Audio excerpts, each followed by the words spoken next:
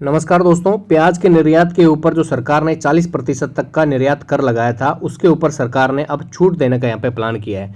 पूरी खबर क्या है ये बताएंगे, लेकिन साथ में दोस्तों यहाँ पे प्याज के भाव में भारी उछाल बॉर्डर के ऊपर भी देखने को मिला, बांग्लादेश के ऊपर।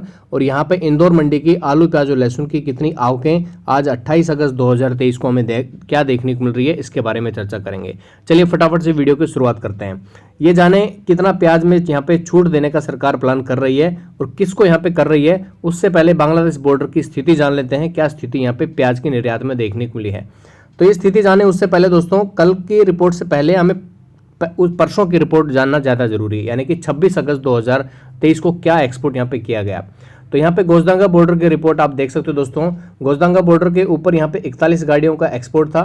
मैं थोड़ा सा जूम आउट इसको कर देता हूँ। गोजदांगा के ऊपर 41 गाड़ियाँ थी, मैनीपुर बॉर्डर से 70 और हिली बॉर्डर से 37, कुल मिला के लगभग 150 गाड़ियों का एक्सपोर्ट किया गया। वहीं पर गोजदांगा बॉर्डर की रिपोर्ट की बात करें दोस्तों, तो मीडियम मोटा जो नासिक का था 57 से और 60 बांग्लादेशी टका के भाव में यहाँ पे एक्सपोर्ट किए गए। वहीं पे सुपर गोल्टा की बात करें दोस्तों, तो 62 टका तक के भाव थे और गोल्टा में 60 टका तक। वहीं पे गोल्टी की बात करें तो 57 टका तक यहाँ पे बांग्लादेशी गोल्टा गोल्टी में एक्सपोर्ट किया गया। वहीं पे अहमदनगर में की जो प्याज है वो 57 टका और मध्य प्रदेश की हमारी प्याज 55 टका तक देखने को मिली थी। उससे पहले यहाँ पे देखिए दोस्तों, मध्य प्रदेश की 55 टका, रतलाम और ये सोलापुर की 60 टका के आसपास में गई है। और यहाँ पे अगर मैं आपको बताऊं दोस्तों, तो 5 से 7 टका की तेजी देखने को मिली थी। जो प्याज 62 टका तक यहाँ पे बिक रहा है, वो एक दिन पहले की अगर हम बात करें तो हमें लगभग 55-56 टका तक देखने को मिली थी। यहीं पे आप मान सकते हो कि 6 से 7 टका तक यहाँ पे तेजी प्याज के भाव में एक्सपोर्ट की देखने को मिली थी। उससे पहले अब जान लेते हैं कल क्या रिपोर्ट हमें देखने को मिली थी। तो कल की रिपोर्ट आप देख सकते हो दोस्तों, 27 अगस्त 2023 की। तो टोटल ना आप मान के चल सकते हो 49 ट्रकों का एक्सपोर्ट किया गया। वहीं पे अगर बात करें दोस्तों यहाँ पे गोजदांगा बॉर्डर की रिपोर्ट, तो मीडियम मोटा 57 टका था और गोल्टा गोल्टी 61, यानी कि कल कह सकते हो कि 1 टका तक का यहाँ पे नरमी था। बट 1 टका आप मान के चल सकते हो लगभग भाव समान ही थे। तो प्याज के भाव में भाई 6 से 7 टका तक की तेजी यहाँ पे आ चुकी है, आपने देखा पिछली रिपोर्ट। और कुल मिला के कल जो एक्सपोर्ट की गई थी गाड़ियाँ 140 के आसपास थी, यानी कि भाई बांग्लादेश के ऊपर, बांग्लादेश में जो प्याज एक्सपोर्ट किया जा रहा था उसमें तो यहाँ पे हमें तेजी देखने को मिली है। लेकिन जो सरकार यहाँ पे प्याज निर्यात के ऊपर टैक्स में छूट देने का जो प्लान कर रही है, वो किसको कर रही है, ये खबर जानना ज़्यादा ज़रूरी है। चलिए दोस्तों, हमारे एक सब्सक्राइबर ने दोस्तों एक वीडियो का लिंक, आर्टिकल का लिंक भेजा और उसको उन्होंने बताया कि भाई इसके बारे में आपने कभी सुना है कि नहीं। तो ये खबर है दोस्तों, आप देख सकते हो। खबर मैं आपको दिखा देता हूँ। ये खबर है दोस्तों 25 अगस्त 2023 की, यानी कि आज से 2 दिन पहले की। तो क्या है फैसला, जो सरकार ने जो 40% का फैसला लिया है कि एक्सपोर्ट के ऊपर कर लगाएंगे, उससे नेपाल में प्याज के भाव में संकट देखने को मिल रहे हैं। और फिर मोदी सरकार ने किस प्रकार से सहायता की, ये हमें इस आर्टिकल में पढ़ने को मिलेगा। इसका लिंक जो है मैं आपको टेलीग्राम में दे दूंगा, आप जरूर चेकआउट कर लेना।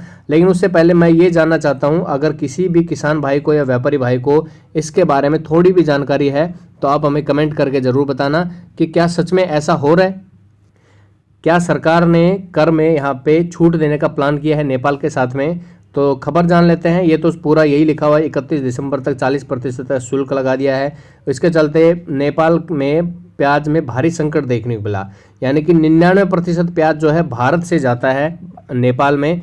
वहीं पे जब नेपाल के ये 40% निर्यात कर लगाने से पहले भाव जो 60-70 के थे, वो सीधे यहाँ पे 100 रुपये तक हो गए थे, यानी कि 30-40% तक का यहाँ पे उछाल प्याज के भाव में भी देखने को मिला था। लेकिन भारत ने छूट किस प्रकार से दी है, तो यहाँ पे इस आर्टिकल को थोड़ा पूरा हम पढ़ने की कोशिश करेंगे दोस्तों। सूत्रों के मुताबिक नेपाल में व्यापारियों ने पिछले 48 घंटों में भारत से 265 टन प्याज मंगवाया। इससे त्योहारी मौसम से पहले इस सब्जी की सुचारू आपूर्ति फिर से शुरू करने में मदद मिली, यानी कि जब ये 40% तक का जो टैक्स लगाया था उसके बाद 2-3 दिन तक यहाँ पे नेपाल में प्याज का एक्सपोर्ट नहीं किया गया था, जिसकी वजह से प्याज 60-70 रुपये से और 100 रुपये तक पहुँच गए थे बांग्लादेश में। उसके बाद में दोस्तों यहाँ पे आप पढ़िए, कालीमाटी फल और सब्जी बाजार विकास बोर्ड के प्रवक्ता विनय श्रेष्ठ ने कहा कि बुधवार को भारत से 120 टन प्याज का आयात किया गया था और गुरुवार को 145 टन का आयात यहाँ पे किया गया था। लेकिन उन्होंने कहा है कि भाई जो भाव 75 रुपये के थे वो सीधे जाके एक्सपोर्ट के बाद में 100 रुपये तक पहुँच गए थे। लेकिन सरकार ने किस प्रकार से यहाँ पे मदद कर रही है ये जानना ज़रूरी है। सरकार अब थोड़ा मैं इसको नीचे कर लेता हूं दोस्तों, थोड़ा सा वेट कीजिए दोस्तों। ओके दोस्तों, यहाँ पे आप पढ़िए दोस्तों कि भारत सरकार ने जो फैसला लिया था 40% था, उससे उसको नेपाल को संकट में डाल दिया था। नए शुल्क ने नेपाल को गंभीर रूप से प्रभावित किया क्योंकि इससे नेपाल में प्याज की भारी कमी हो गई। नेपाल अपनी ज़रूरत का 99% प्याज भारत से आयात करता है। नेपाल सरकार ने इस संकट के बारे में भारत सरकार से बात की, जिसके बाद नेपाल के लिए निर्यात शुल्क, यहाँ पे पढ़िए दोस्तों कि निर्यात शुल्क में छूट देने का फैसला लिया गया है। अभी कितना छूट यहाँ पे नेपाल को मिलेगा दोस्तों, इस आर्टिकल का लिंक मैं डाल दूंगा टेलीग्राम में, आप जरूर पढ़ लेना।